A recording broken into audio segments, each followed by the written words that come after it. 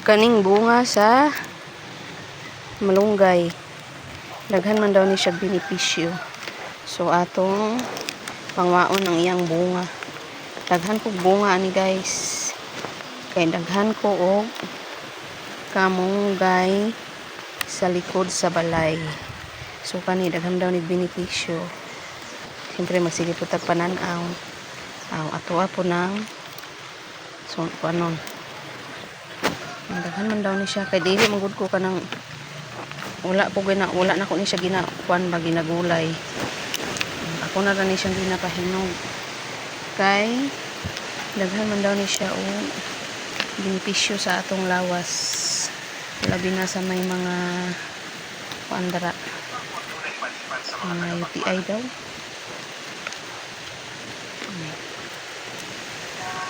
Mukaon na daw kaaning liso once a day.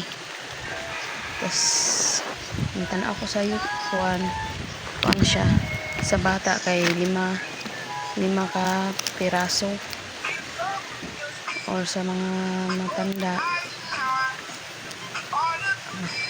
10 ka buok imong ani ang pwede nimo kaunon depende pud sa imong kuan sa imong lawas sa imong sakit sa imong lawas. So karon akong bumbil namatay ug siya ning tubo. Akong ros tambo kayo kay ang kuan siya ako siyang pulungan.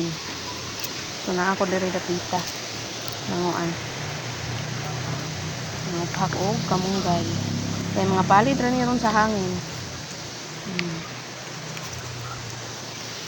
Dira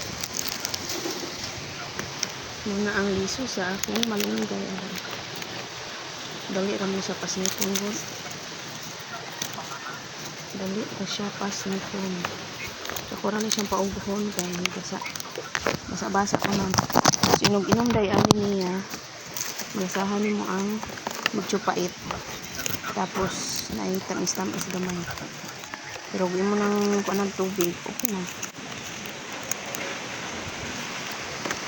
Ubay-ubay pa ni siya guys. Para ubay-ubay pa. Nakakuha na ko anig isa ka garapon, isa ka glass, puno siya. So kani ako namin idugang kusan siyang pauguhon.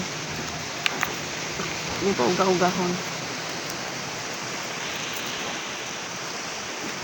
Hindi sa ni itanong ninyo inyong balay para namon kamunggay. Isitira lang gud. Na siya guys. Ako sa ning humanon sa pod ang video. Sige, bye-bye.